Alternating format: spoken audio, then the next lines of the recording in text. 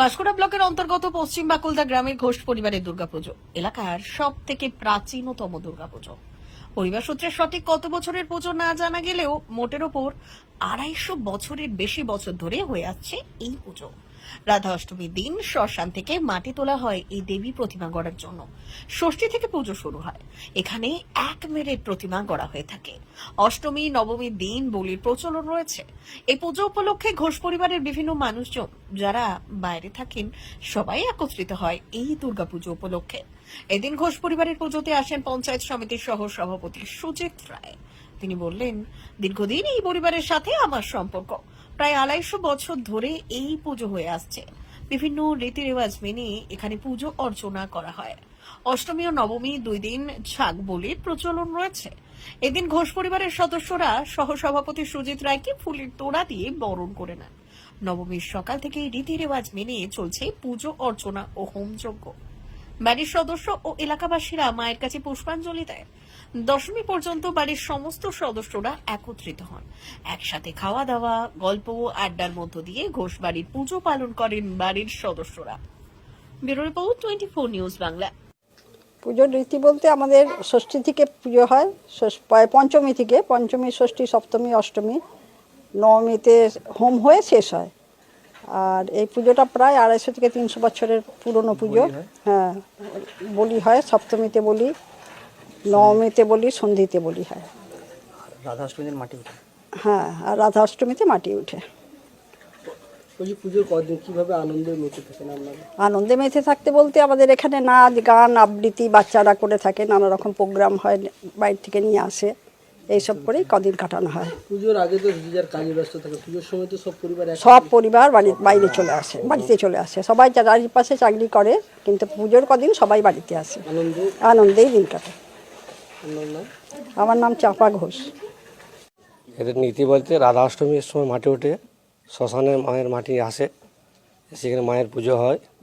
এই পুজোটা মোটামুটি 3 পুরুষ কেটে গেছে, টোটালে 4 পুরুষ পড়েছে, ঠিক আছে। আর মায়ের মূল ত্রিপুরা সুন্দরী থাকে, তার ডেলি নিত্য পুজো হয়। সেই ঠাকুর এসে মায়ের বেদিতে বসে। সপ্তমীর বেদি, পঞ্চমীর আসন। 250 বছর পুজো চলছে। 3 পুরুষ গত হয়ে গেছে, আমাকে নিয়ে 4 পুরুষ পড়েছে। হ্যাঁ, ষোড়শ পুজো, পঞ্চমাদি কল্প থেকে আরম্ভ হয়।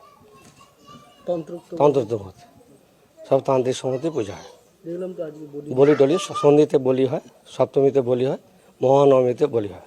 হাজার বেলপাতার হোম হয়, প্রত্যক্ষ দেবতার হোম হয়, অঞ্জলি হয়, মহা অষ্টমীর দিন পুজো সবই হয়। হ্যাঁ, দুর্গা পূজা মূল ত্রিপুরা সুন্দরী, তাকে রেখে প্রতিমা নির্মাণ করে পূজা হয়।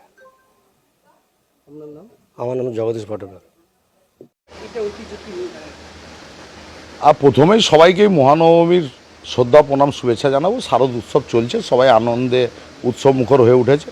আজকে মহানবমীর পুণ্যতিথি হচ্ছে। আর এই পরিবারের পুজো, এটা পারিবারিক পুজো, দীর্ঘদিন ধরে এই পুজোটা হয়ে আসছে এবং পুরো পঞ্জিকা মতে, শাস্ত্রীয় মতে এই পুজোটা হয়।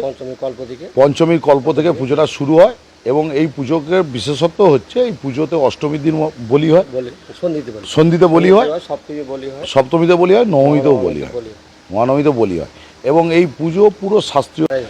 তো এই পুজোর সঙ্গে এটা একদম মাইসরা অঞ্চলের ঘোষ পরিবারের পুজো বলেই সবাই জানত।